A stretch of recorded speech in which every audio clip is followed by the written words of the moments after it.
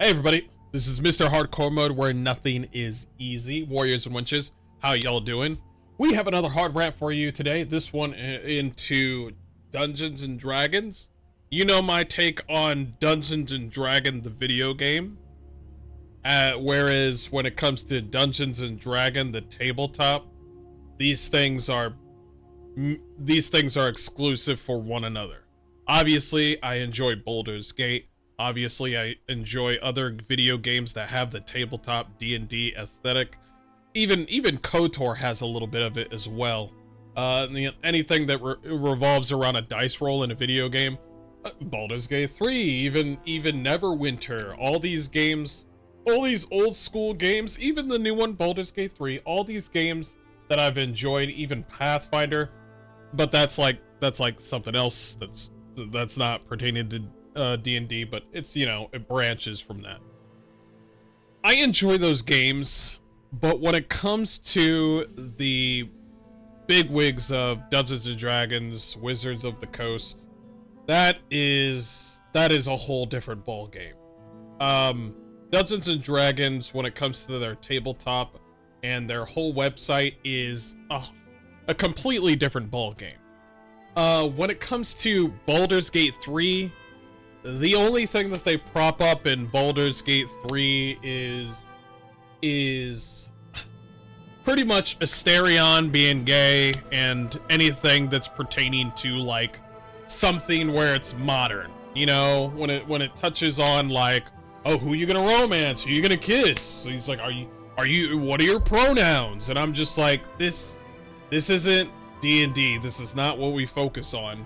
And of course, you can make your home brews, you can make different stories, but that's all when it comes to you, the player, you, the GM. If you want to go home and you want to make a D&D style showgirl, drag show, whatever, if you want to do that, that's your own thing. But when it comes to Dungeons and Dragons, I always recognize Dungeons and Dragons as this brutish, sort of like interesting old school style of like magic and swords and adventure, and I think of that, and you might be thinking to yourself, well, it's always been like that.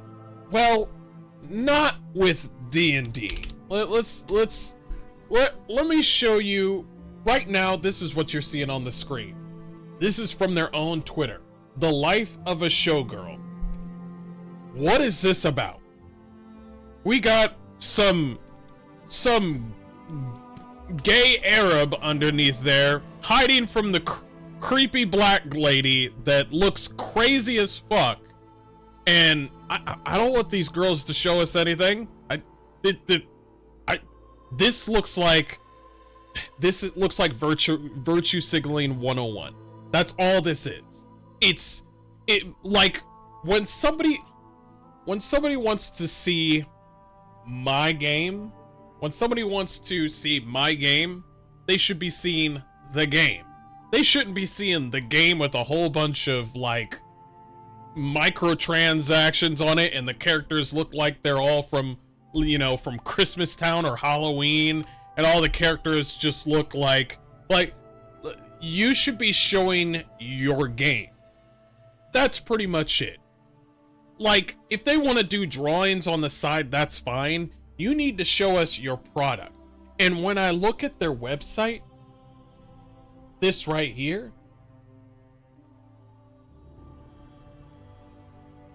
now I see a little bit of it. But by the way, last month, we've all seen this, right? D&D Beyond, right up here, it was all pride flag and trans flags everywhere. It was just all pandering. It was that was it. All I'm seeing are just characters that just... First of all, let me say one thing. The art is good, okay? The art is good. However, the art just gives off straight up gay vibes. Everything looks gay. Even this starter set. You got this cleric dude and a barbarian woman, and I'm just like, we all know what's up, bruh. We're so used. perfect. You know what? Before we even, this is what you see with Dungeons and Dragons Beyond. This is Dungeons and Dragons 2025. Let me show you the art style of old school D&D. Let me show you old D&D. Hopefully, let me show you, because I know art style changes from time to time.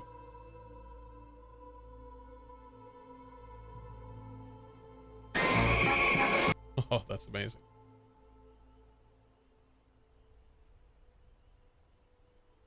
Like, ooh, that's actually, I do want to show that. But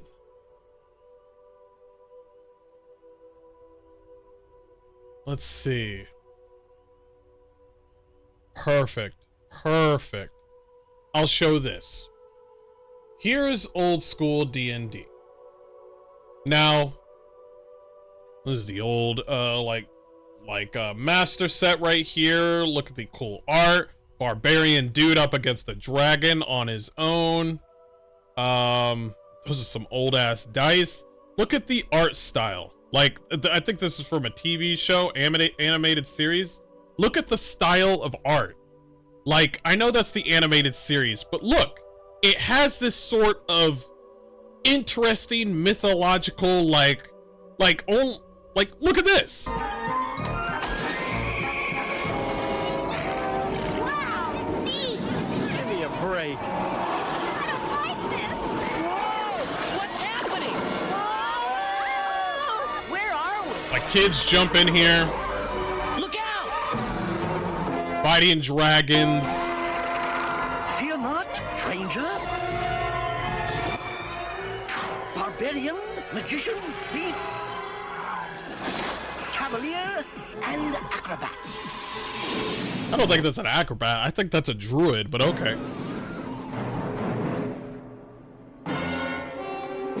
Like, it gives this sense of, like, these kids fighting evil, and they have these sort of, like, old school, like, fight the bad guys sort of vibes. This is the old school D&D that I've been seeing, but I've never actually, I'll be honest, I've never actually played D&D tabletop, because this is the reason why. Listen, I want to play D&D tabletop with somebody, but there's only two reasons that I don't. One, just don't got the time. A lot of us are adults. I mean, a lot of us will say that. Number two, I do not want to go into a D&D session where all we talk about are our feelings, our trauma, and romances. I want to talk about heroism, old school druids, you know, this sort of thing. And of course, you're going to say, well, you do get that. Not lately. All we got, like, all D&D right now is doing, all it's doing is adding more stuff to just for you to buy that you actually probably don't need. And all it's doing is just pandering, and the art style, it's just not for me. It doesn't scream badass, manly, sort of like old school style, like art to me. It just seems gay. Everything just seems gay. Like, I don't know what it, well, I know what it is. This whole team has changed. It feels like Gary Gygax would be rolling over in his grave. I'm gonna say that right now. That's the OG on the Dungeons and Dragons thing. I feel like they did him wrong in here. I firmly believe that the old school style of D&D, MILF, man, I love Fireball. I mean, I love MILFs too. But the old school way of, see, people keep these sort of guides because this is what they like. They like the second edition. They like 3.5. I see a lot of love for the old school. Look at the way the art looks compared to this. Compared to this, it's like, oh man, I'm a black guy with dreads and I'm a tiefling. And I'm like, oh my god, alright, whatever. Alright. He's like, this is not something where, perfect. I'm gonna just out and say it. I'm gonna say it. Where are the attractive women in this fucking shit? You know what I mean? Where are the manly men in this whole shit? They don't like that shit. They don't like doing things that pertain to the male gaze. Does that sound stupid? Of course it does. It sounds fucking stupid. It sounds weird when I say it, but that's all they care about. All they care about is their ideology, and all they care about is being on the right side of history. All they care about is being friends to not everybody, but they want to be exclusively happy around certain people that they agree with. Like, for instance, the person that played Karlach was like, where's all the, you know, like, why are we peeling away from video games that have, like, that have, LGBT stuff? That's the kind of shit that I'm talking about. When people and actors and WotC are like, yo, we need to do things for the black people, we need to do things for the trans people, we need to do stuff for the gays, we need to do stuff for these people because these are the people that I care about, and I don't care about the old school way of things. I don't like this. I don't. I just don't. This is what I like. I like this. The devil with the sword, with the sabre over here. Sabre? Scabbard? Scalp? Whatever. I know it's barely like seen, but I like that old school feeling of like fighting giant serpents. You're on a horse. The art style is completely different. Like, you'll see characters on here where like this one, it's a dungeon module. These are all dungeon modules from D&D back in the day. And like this one like wizard lady, she's got her tits out. And I'm over here thinking, oh snap. What if you have to look at old school Wizard of the Coast and be like, oh yeah, they wouldn't do that in 2025. There's a fucking problem. You see what I'm saying? It's like finding a comedy show right now in 2025 and they make fun of everybody, including the trans people, or including the black people, everybody's included into the comedy club. You can talk about anything. It's freedom of speech, freedom of expression. And you have to look at that comedy and be like, man, they're not gonna like this. There's a fucking problem.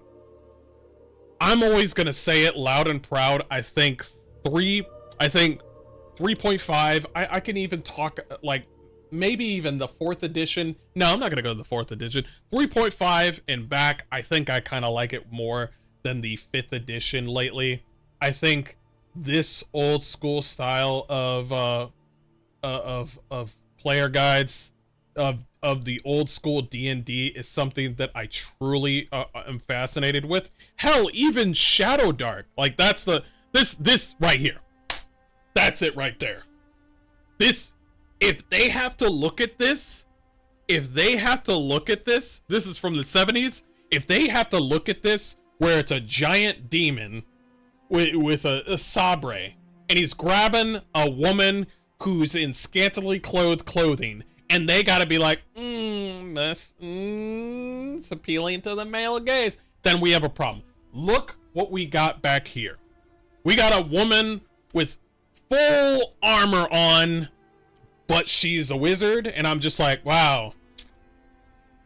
Have your tits out, lady, and then we might have a conversation here. I know you're looking at me like, well, if that's the design that they want, then that's what they want. Fine. But you're not gonna attract a better crowd. You need more people to come to D&D, but there's a lot of people going away from D&D right now. People want to go to 3.5 edition and then stop. All this art style that you're seeing before you, like all this art style that you're seeing before you, I'm gonna say it, like I said before, all this art is good, but what I'm trying to say is everything seems so fucking friendly. Everything screams, oh, look at the giant dragon, and you know, let's be fun with the dragons, and I'm a dragon, let the dragon fuck me in the ass. No, I don't want that. I was like, listen, all this art's good, but it all screams gay. It's just fucking gay. I'm seeing characters on here where it's just like amazing art, like I've always said, amazing art. But I've noticed something also with D&D Beyond is that a lot of this art shows the women, not like the women being like, what the fuck is this? Is there a bigger picture of that? You know what? I'll find that later. I want to see a bigger picture of this. Can I bring it up?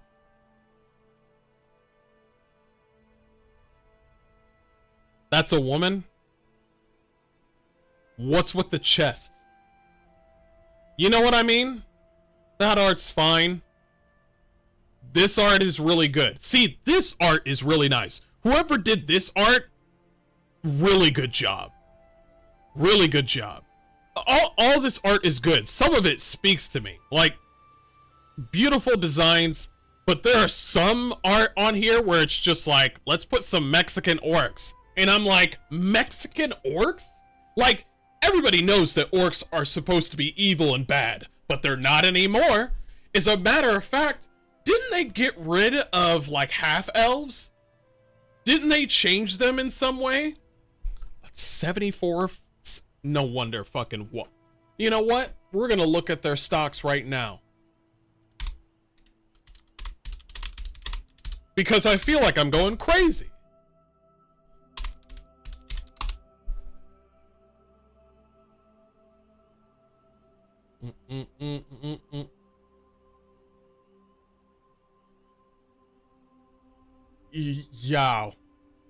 Yo, is there I want a better picture though to show chat,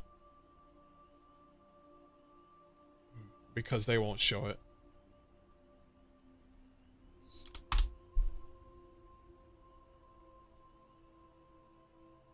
Yeah, they're raising prices. These books are like, if I remember correctly, these books back then cost way less than $80.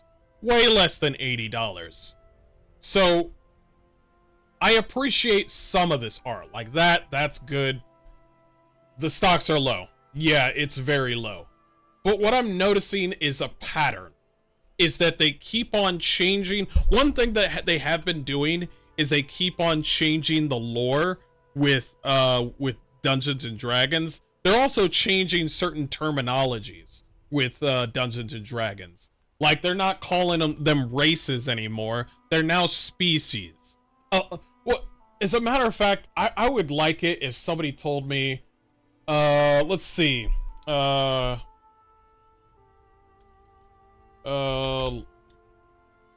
me see.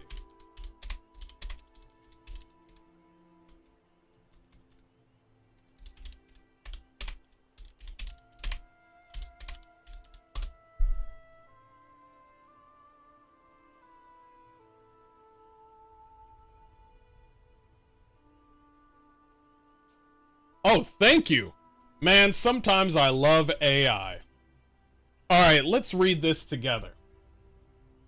Woke changes to D&D generally refers to recent efforts by Wizard of the Coast, the game's publisher, to make D&D more inclusive, diverse, and sensitive to real-world social issues. Yeah, that's right. When you're playing games, video games, tabletops, that's exactly what you want to think about. The real world. You don't want to escape. You don't want to do that shit. That's stupid. You want to think about black women doing showgirls in D&D. That's right. We're not fighting dragons. We're fucking them. Let's go back. That's for later. Okay. These changes have generated significantly discussions within the D&D community and beyond. Here's the breakdown of key changes often labeled as woke. Orcs and Drow. Wizard of the Coast explicitly stated that portraying races like orcs and drows as inherently evil or monstrous using descriptions reminiscent of real-world ethnic denigration was wrong and didn't reflect their values. their values. That's right. When you play their game, when you play your tabletop, you need to think about me. Me, my issues, my problems. You need to I don't care about you, just me. Racial descriptions. They committed to portraying all D&D peoples with more nuance and cultural complexity, emphasizing their individual freedom of choice rather than being bound by species-specific stereotypes. That's right, races are gone. They're now called species because we don't want to hurt anybody's feces. Next up, specific examples. Changes have been made in reprints of modules like Curse of Strahd to address racially insensitive descriptions. So now they're just going back to old shit and just changing it. See why I don't like remasters or remakes of video games? Do you see why I don't want a Dragon Age Origins remake? Do you see that now?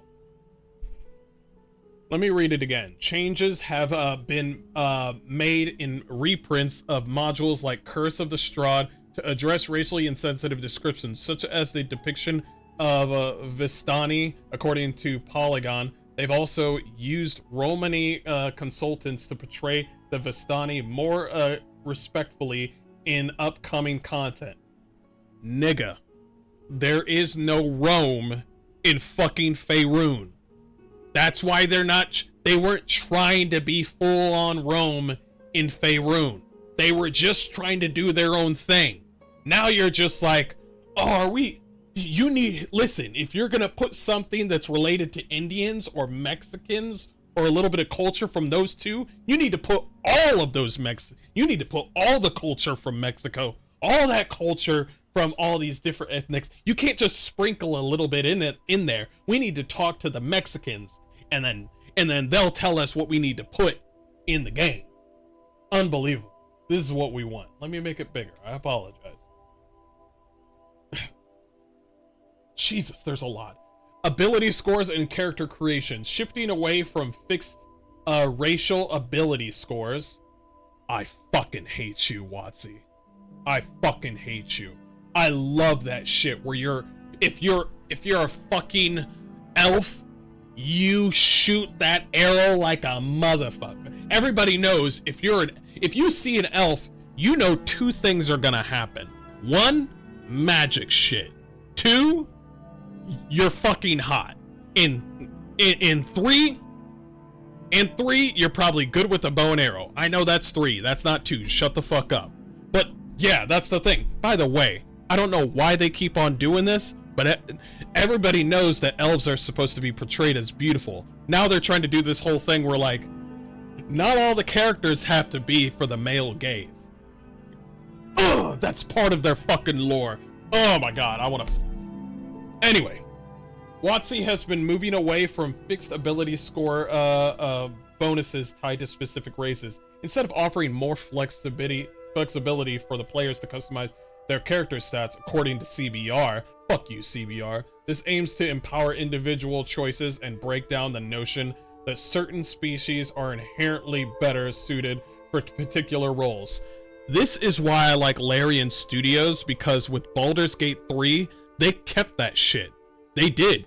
They kept that shit. They said, oh no, we're not gonna do that.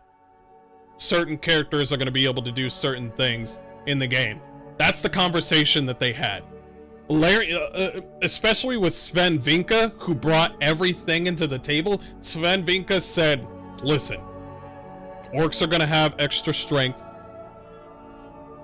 You know, the drow are gonna be a little bit meaner if the character wants to.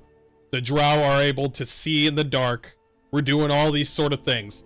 And then WotC was just like, fuck, fine, Sven, fuck. Piece of shit. Race to species terminology. The term race is being replaced with species in the game's terminology, aiming to minimize real-world racial connotations in a fantasy context.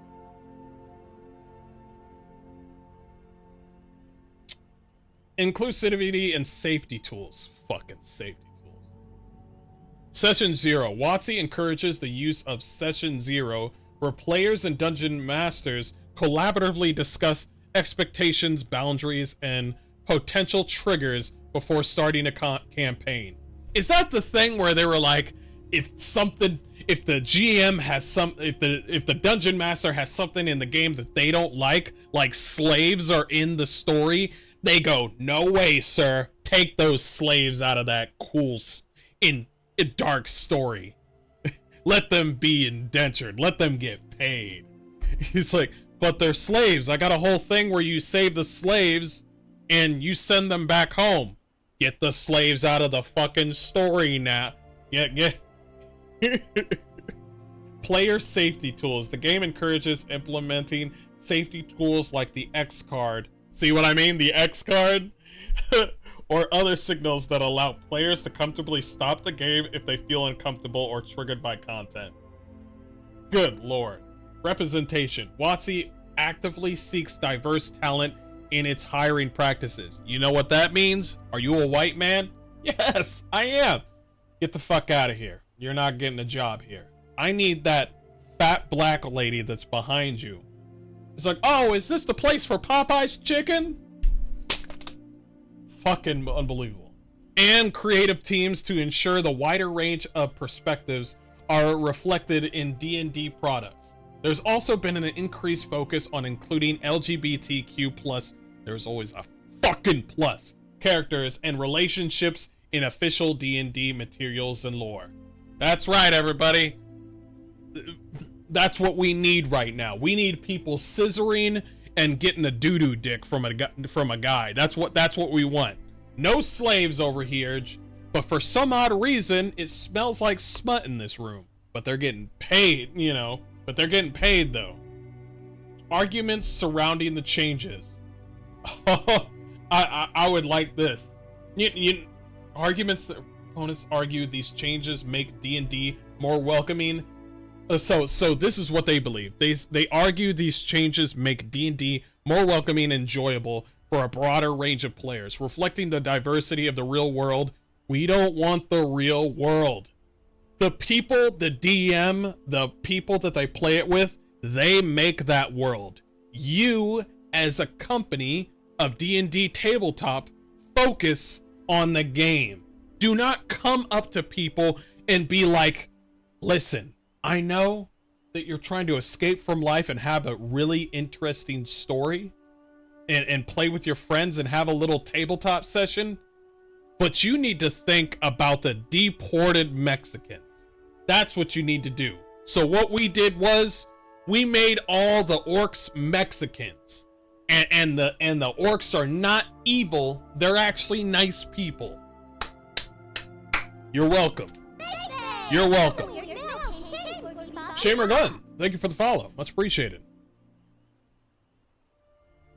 They highlighted the game's potential as a safe space. Every time when they mention a safe space, it is not a safe space. Okay? It's their space. Okay? It's greatest shamer. I'm messaging on Twitch because I'm still... You're not banned on... What the fuck? How are you... Okay. Okay. Well, let me wrap up this video real quick before I talk about that. All I'm saying is I truly believe that Dungeons and Dragons is completely lost. This is not something that I've wanted at all. This is not the world that I wanted to... This is not the world that I know of. I think 3.5 and back is what I truly expected from Wizard of the Coast. But Wizard of the Coast is long gone now. As a matter of fact, here is a new implementation of something that I'm actually enjoying. It is Shadowdark. Shadowdark is a completely different group of, by a gay woman, by the way. She goes back into the she's more of her Shadowdark sort of story, and her whole setup for Shadowdark is it's old school gaming, basically. New school with a little bit of new school mechanics. But basically what it is Darkest Dungeon D&D. And I find it really, really interesting. It's got this sort of berserk style art that I really like. and it's really, really dark. It's the dark side. I know there's a light side to Dungeons and Dragons even back then, but there was also a dark side that I strongly believe that D&D has firmly lost. This is something that I'm actually trying to get into, or at least learn a little bit of the mythos if I never end up playing with it. But it's something that I actually truly enjoy. And yeah, I strongly believe that's the setup that I like. But anyway, even the art style. Look at that art style. Really, really reminds me of No Rest for the Wicked a little bit. But this is this is them starting, by the way, so don't think it's gonna have the high quality of Dungeons and Dragons that is a multi-billion-dollar company. Give her time. She's steadily growing, and I think what they got is something that's really good. But I'm gonna end it there. D&D, you're done. You're cooked. This is the new D&D for me now. Anyway, I'll leave it at that. Thank you so much for joining me in this video, and I'll see you guys next time.